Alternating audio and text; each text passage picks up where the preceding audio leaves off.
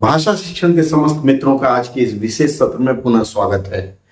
मित्रों, यह देख करके बहुत अच्छा लग रहा है कि 5 मिनट ट्रांसलेशन क्लास आपको बहुत पसंद आ रहा है और इस क्लास में आपकी मांग के अनुसार रोज नए विषय और नए प्रारूप पर चर्चा कर रहा हूं। आज जिस विषय पर मैं चर्चा करने जा रहा हूं दोस्तों, आज के विशेष समाचार अर्थात जिस सत्र में आपको लिए चल रहा हूं वह विशेष इसलिए है कि करंट अफेयर के साथ साथ आपको अंग्रेजी से हिंदी में अनुवाद की थोड़ी बहुत तकनीकी और थोड़ी बहुत कला यहाँ देने जा रहा हूँ। देखिए, यह जो वेबसाइट है मैंने newsonair.gov.in भारत सरकार के आकाशवाणी की वेबसाइट है। इसमें 3 बार न्यूज दिया जाता है, सुबह, दोपहर और शाम को, यह लिखित रूप में। इसमें से मैंने आपको इवनिंग न्यूज दिखाने का प्रयास किया है। अब देखिए, यहाँ जो सबसे पहली बात आई है वह है इन्फोर्समेंट डायरेक्टर्स की हेडलाइन है। हेडलाइन का मतलब क्या होता है? प्रमुख खबरें। प्रमुख खबरें या फिर ताजा खबर आप इसको ले सकते हैं, ताजा खबर। एक चीज ध्यान रखिएगा, हिंदी में जब हम लोग लिखते हैं तो ताजा लिखते हैं, अगर ये उर्दू में लिखना होता तो वहां ताजी हो जाता। यह लिंक परिवर्तित हो जाता है। समय के अनुसार हम इस पर बात करेंगे।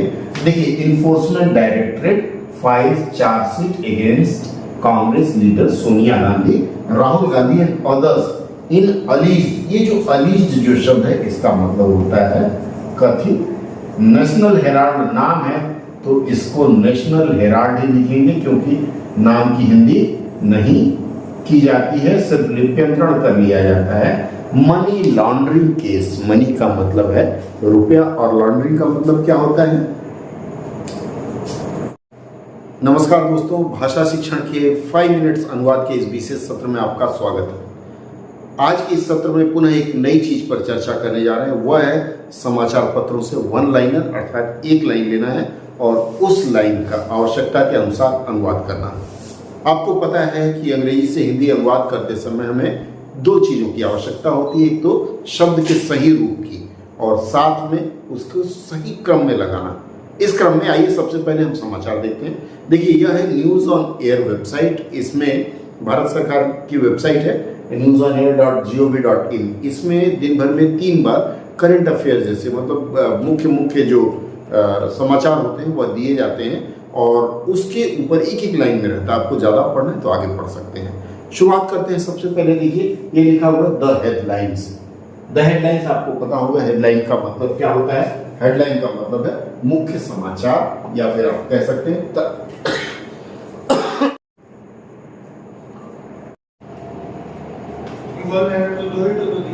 दो करो हो गया। क्या आंसर आया पहले का? पहले का आया है कि जैसे जैसे भारत के नहीं, 1 2 3 कौन सा? सी। अच्छा, तीसरे का? दूसरे का बी। गलत है, कैसे? देखो ठीक से।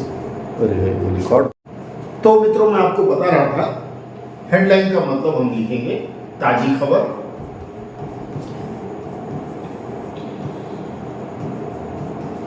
या फिर ताजा खबर। ध्यान रखिएगा, यहाँ ये दोनों स्टाइल में ठीक है।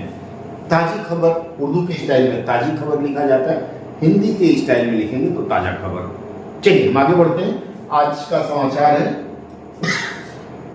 तो आज का समाचार है enforcement directorate files chargesheet against Congress leader Sonia Gandhi, Rahul and others in alleged National Herald money laundering case. अब हम सबसे पहले जानने का प्रयास करेंगे कि अब मैंने बताया आपको अनुवाद करना है तो सबसे पहले शब्दों की हिंदी जाननी होगी और सही हिंदी जाननी होगी। सही हिंदी कैसे?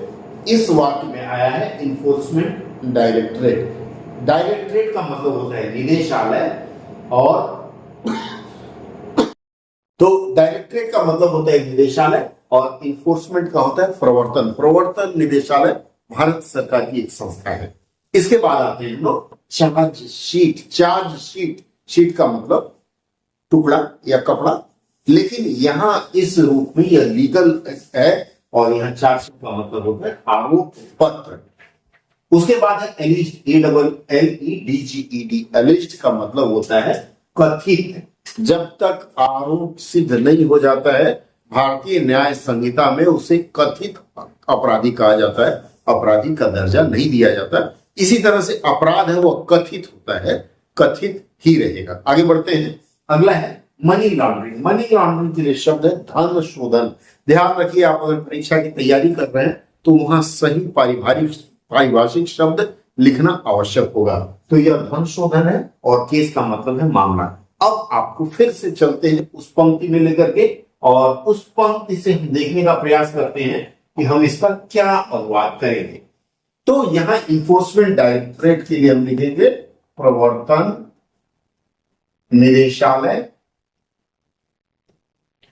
ध्यान रखिएगा ये जो फाइल्स है, फाइल्स प्रेजेंट इंडेफिनिट का सेंटेंस है, लेकिन हम लोग अनुवाद करते समय प्रेजेंट इंडेफिनिट अंग्रेजी में रहता है, उसको हम हिंदी में भूतकालिक क्रिया के रूप में लिखते हैं, तात्कालिक भूत के रूप में। तो प्रवर्तन निदेशालय करता है तो उसके साथ ने होगा। क्या किया? फाइल चार्जशीट अगेंस्ट कांग्रेस, किसके खिलाफ? यह करता हो गया, कर्म आएगा कांग्रेस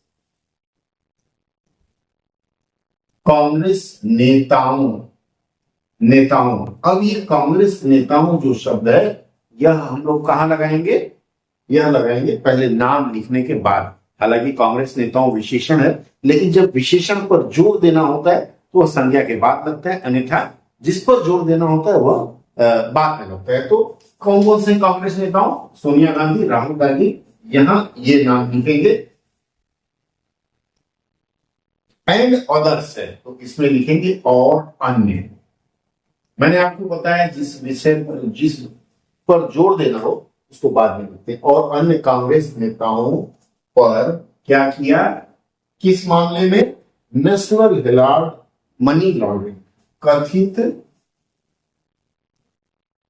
कौन सा है? नेशनल हेराल्ड NH धन शोधन। धन शोधन आपको बताया मैंने, धन शोधन मामले, केस को हमने मामला लिखा था तो मामले में क्या किया? आरोप पत्र दाखिल या दायर किया। तो यहां लिखेंगे आरोप पत्र, चार्जशीट का दायर किया। देखिए यह आपका अनुवाद हो गया, 5 मिनट भी नहीं लगे। मित्रों, अगर आपको जनरल नॉलेज और करंट अफेयर पढ़ना है तो मुझे लगता है यह बेहतर वेबसाइट है, आप इसकी सेवा ले सकते हैं। इसमें आपकी बहुत सारी चीजें रहती हैं फालतू बवाल से हट करके। और अगर अनुवाद में बने रहना है तो मेरे साथ जुड़ते रहिए 5 मिनट ट्रांसलेशन में। अगर आपको कोई और विशेष विषय चाहिए तो आप मुझे संदेश बॉक्स में संदेश भेज सकते हैं। जुड़ने के लिए बहुत बहुत धन्यवाद। सब्सक्राइब, लाइक बनता है कमेंट के साथ में।